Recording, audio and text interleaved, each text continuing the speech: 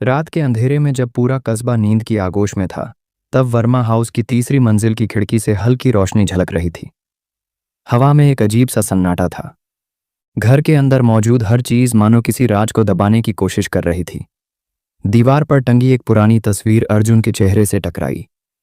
तस्वीर में 4 लोग थे: अर्जुन, उसके माता पिता और उसकी बड़ी बहन नंदिनी। पर तस्वीर में एक कोना फटा हुआ था, जिसमें किसी का चेहरा गायब था। अर्जुन उस तस्वीर को एकटक घूर रहा था। तस्वीर के कोने पर लिखी तारीख 15 जुलाई 1998 ने उसकी आंखों में एक अजीब सी बेचैनी पैदा कर दी। उसके बचपन की धुंधली यादें अचानक जाग उठीं। ये वही तारीख थी जब नंदिनी अचानक इस दुनिया से गायब हो गई थी। नंदिनी दी, आखिर उस दिन क्या हुआ था? अर्जुन ने खुद से सवाल किया। 22 साल बाद भी उस सवाल का जवाब किसी ने नहीं दिया था। अर्जुन के माता पिता ने इस घटना के बारे में कभी बात नहीं की। उसे सिर्फ इतना पता था कि उस रात कुछ भयानक हुआ था, जिसके बाद उसकी बहन कभी घर वापस नहीं आई। उस रात अर्जुन को नींद नहीं आई। तस्वीर ने उसके दिल में सवालों का बवंडर खड़ा कर दिया था। उसने ठान लिया कि वह इस राज को हर हाल में सुलझाएगा। अर्जुन ने अपने पिता के पुराने स्टडी रूम की चाबी उठाई, जो हमेशा बंद रहती थी। स्टडी रूम में अजीब सी गंध फैली हुई थी।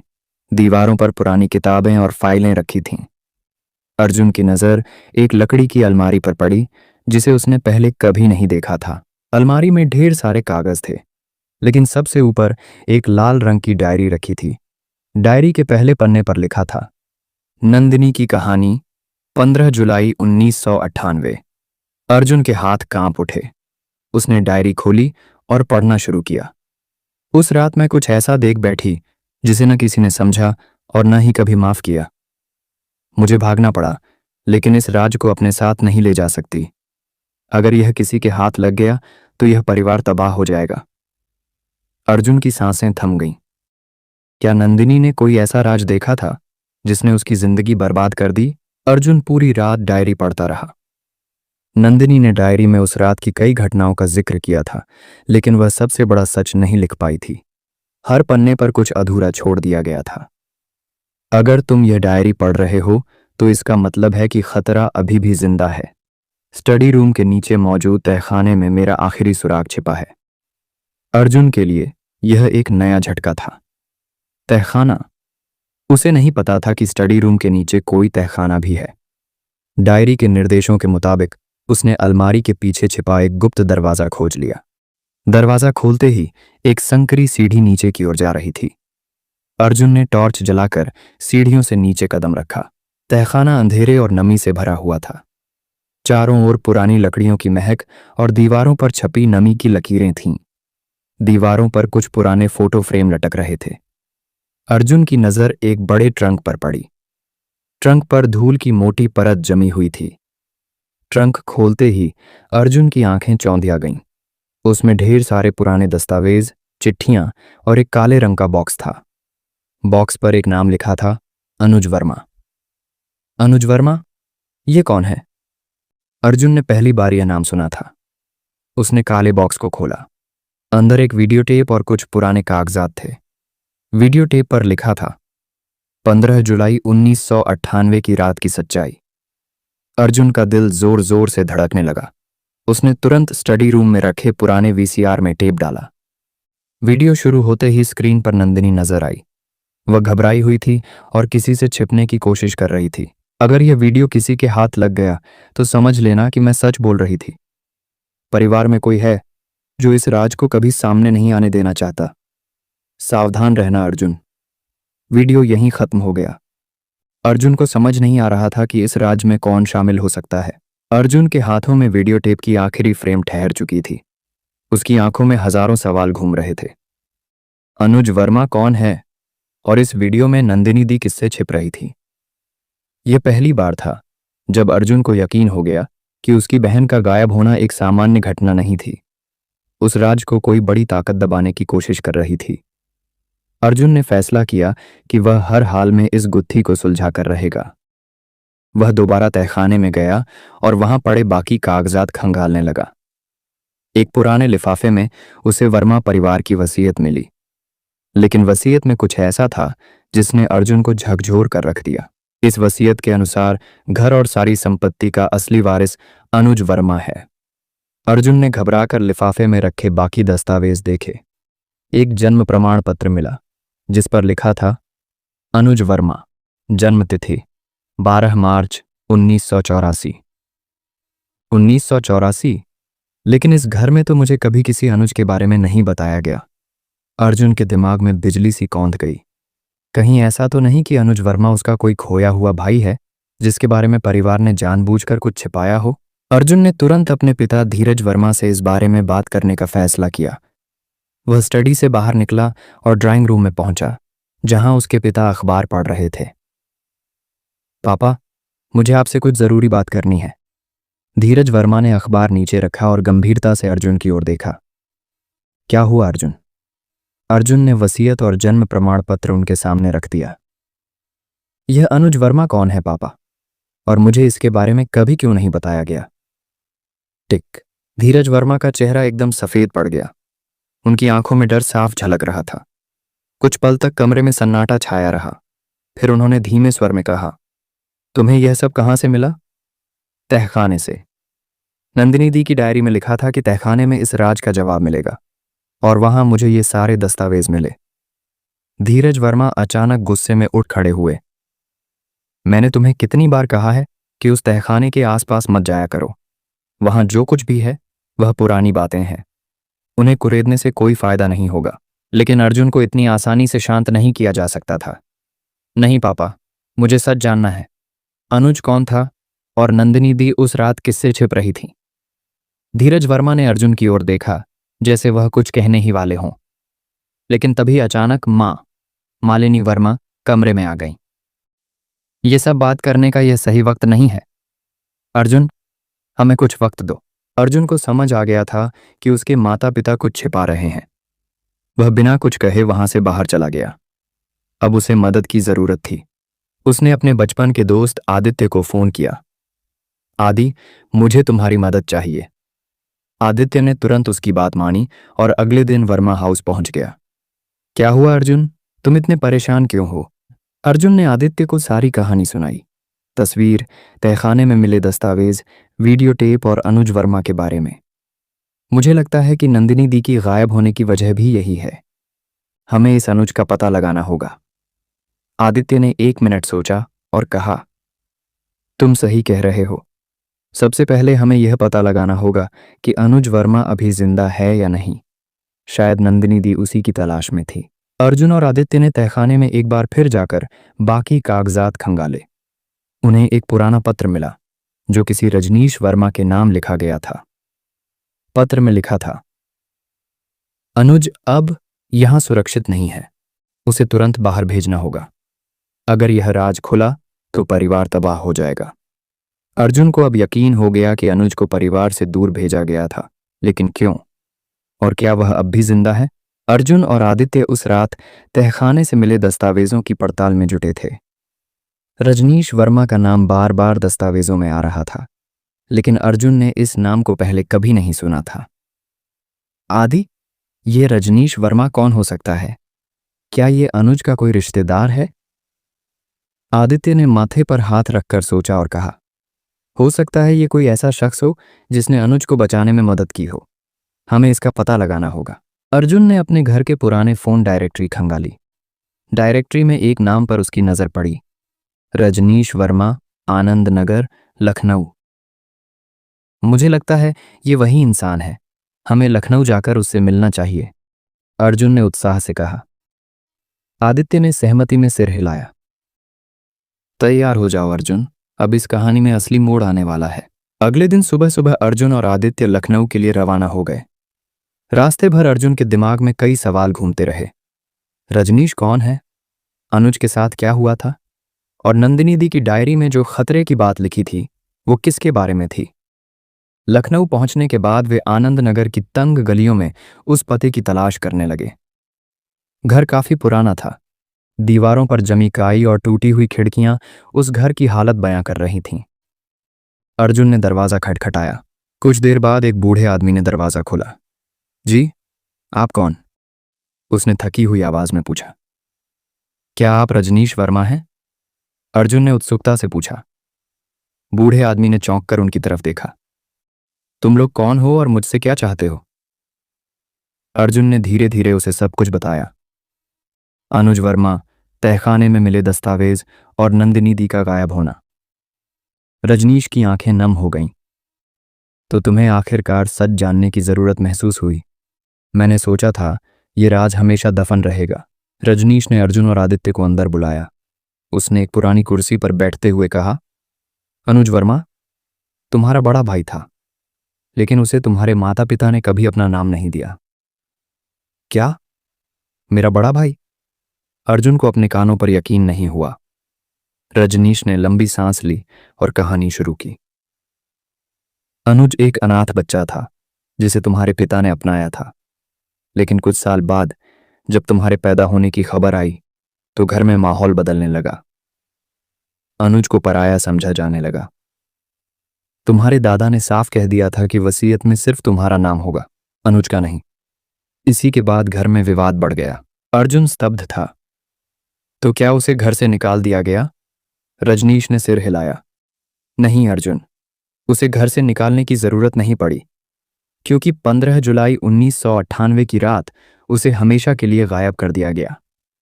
रजनीश की बातें सुनकर अर्जुन और आदित्य के रोंगटे खड़े हो गए। क्या मतलब आपका? अनुज को किसने गायब किया? रजनीश ने कांपते हुए कहा। उस रात तुम्हारे पिता और दादा ने अनुज को खत्म करने की साजिश रची थी। उन्होंने उसे हमेशा के लिए चुप कराने का फैसला किया, लेकिन नंदिनी ने सब कुछ देख लिया था। वह अनुज को बचाने की कोशिश कर रही थी, लेकिन उसे धमकी दी गई कि अगर उसने कुछ कहा तो अंजाम बुरा होगा। इसी वजह से वह उस रात भाग गई। अर्जुन की आंखों में आंसू थे। मेरे अपने पिता, उन्होंने ऐसा कैसे किया? रजनीश ने अर्जुन के कंधे पर हाथ रखा।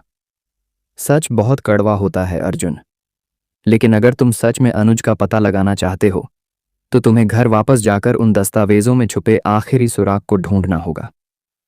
अर्जुन और आदित्य वापस अपने घर लौट आए। अर्जुन अब और ज्यादा दृढ़ निश्चय कर चुका था कि वह इस राज्य को पूरी दुनिया के सामने लाएगा।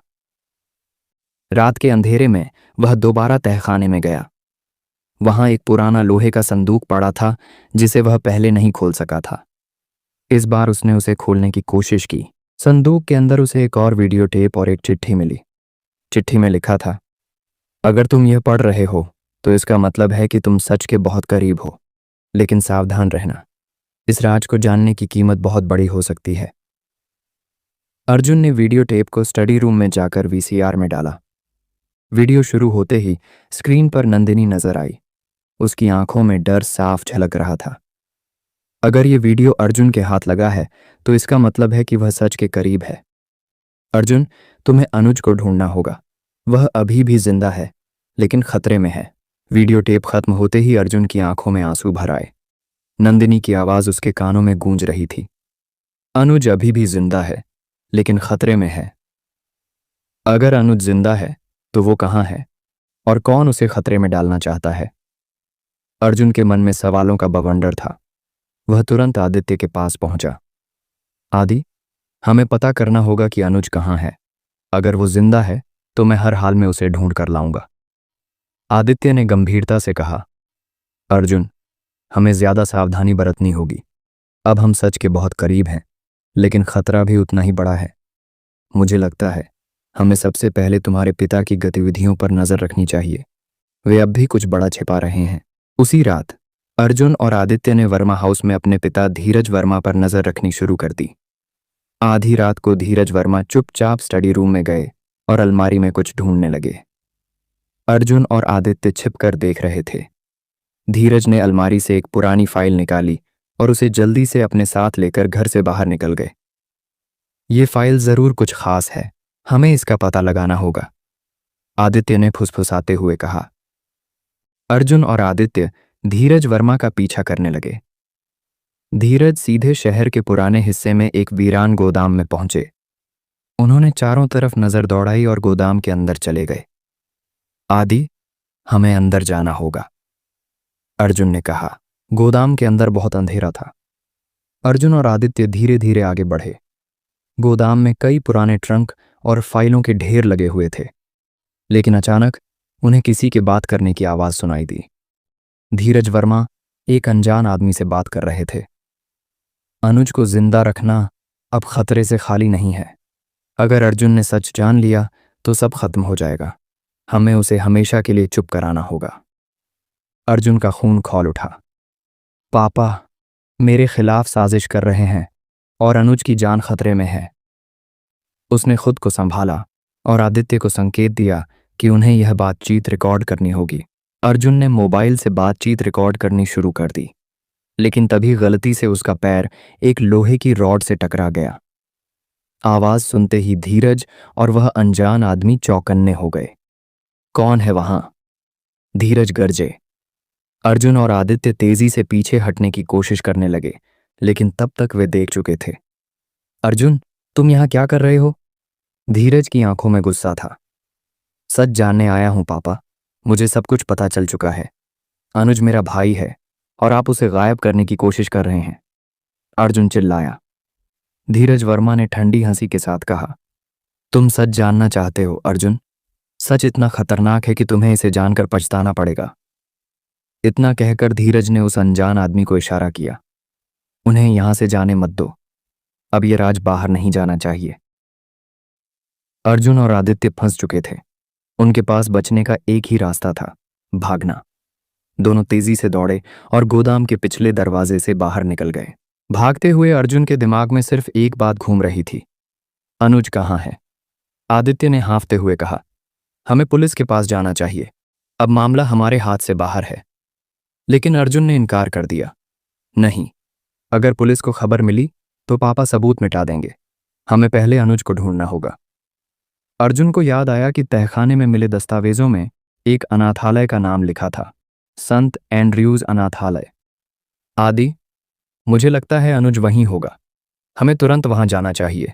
अर्जुन और आदित्य बिना रुके संत एंड्रयूज अनाथालय पहुंचे। रात के अंधेरे में अनाथालय की पुरानी इमारत किसी खामोश गवाह की तरह खड़ी थी, मानो वह अपने भीतर कई अनकहे राज छुपाए हुए हों। अर्जुन का दिल तेजी से धड़क रहा था। हर कदम के साथ उसे लग रहा था कि वह अपने अतीत की ओर बढ़ रहा है। अनाथालय के गेट पर सिस्टर ग्रेस खड़ी थीं, जो वहां की सबसे पुरानी देखभाल करने वाली थीं। अर्जुन ने उनके सामने दस्तावेज दिखाए। सिस्टर, क्या आप बता सकती हैं कि अनुज वर्मा कौन था? क्या वह यहां रहता था? सिस्टर ग्रेस ने दस्तावेज पर नजर डाली और फिर अर्जुन की आंखों में देखा। तुम्हें यह नाम कहां से मिला बेटा? उनकी आवाज में दर्द छिपा था।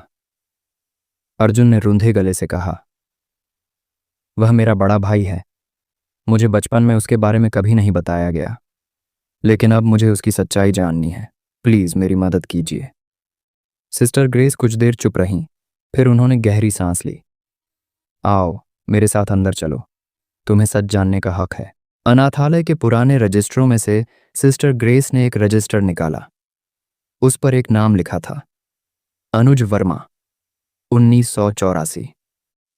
अनुज यहां 7 साल की उम्र में लाया गया था। वह बहुत ही मासूम और होनहार बच्चा था, लेकिन उसे हमेशा अपने परिवार की कमी खलती थी।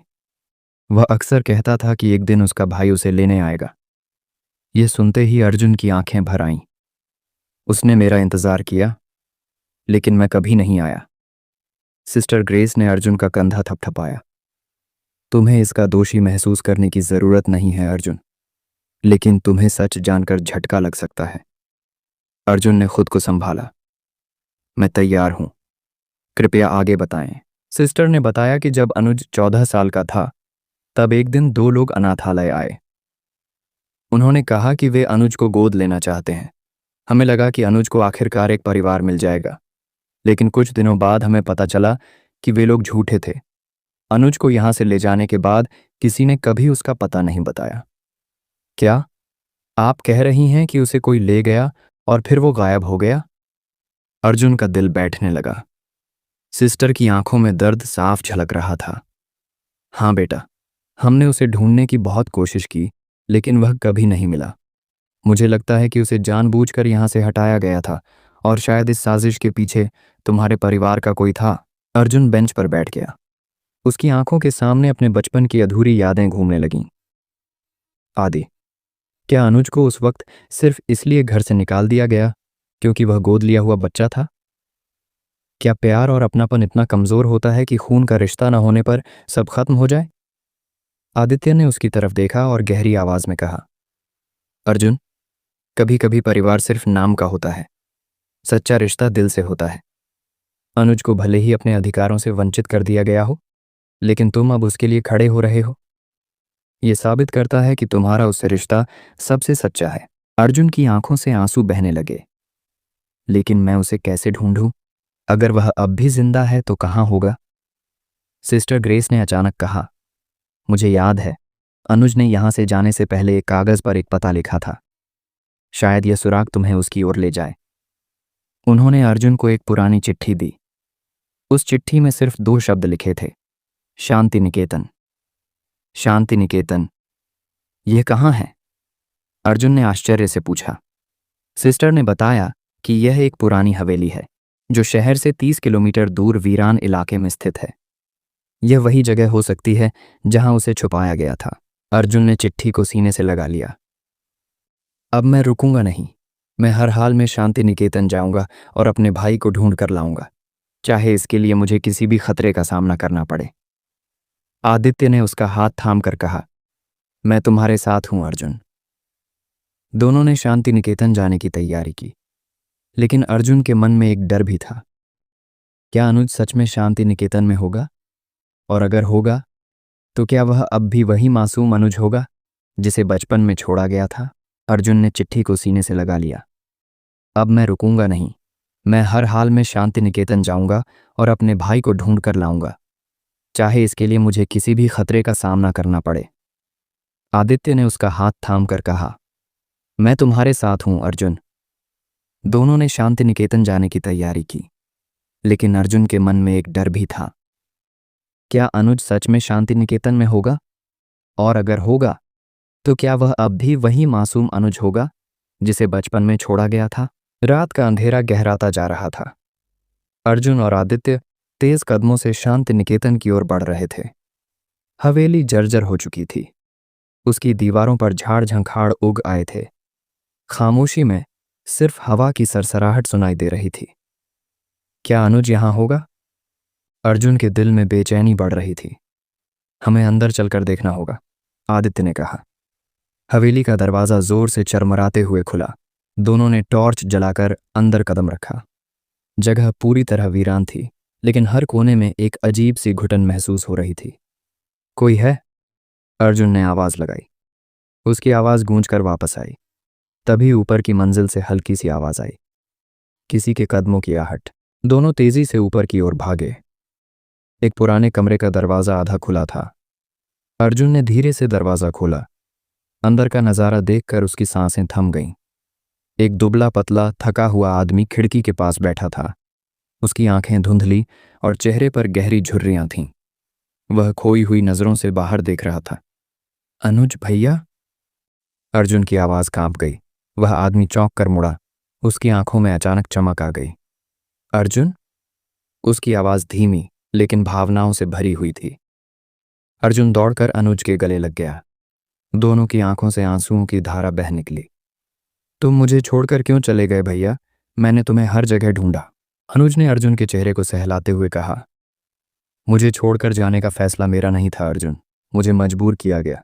लेकिन मैं हमेशा तुम्हारे लौटने का इंतजार करता रहा। तभी आदित्य ने सवाल किया, लेकिन ऐसा किसने किया? तुम्हें यहां क्यों छिपाया गया? अनुज की आंखों में दर्द भर आया। यह सब हमारे पिता धीरज वर्मा ने किया। उन्हें डर था कि अगर मुझे परिवार में स्वीकार किया गया तो उनकी संपत्ति और विरासत मुझ तक भी पहुंचेगी। मैं उनका असली बेटा नहीं था, इसलिए उन्होंने मुझे परिवार से दूर कर दिया। पहले अनाथालय भेजा और बाद में मुझे यहां छिपाकर रखा गया। यह सुनकर अर्जुन का गुस्सा उफान पर आ गया। मैंने हमेशा पापा को आदर्श माना था, लेकिन उन्होंने हमें ही धोखा दिया। अनुज ने अर्जुन का हाथ पकड़ा।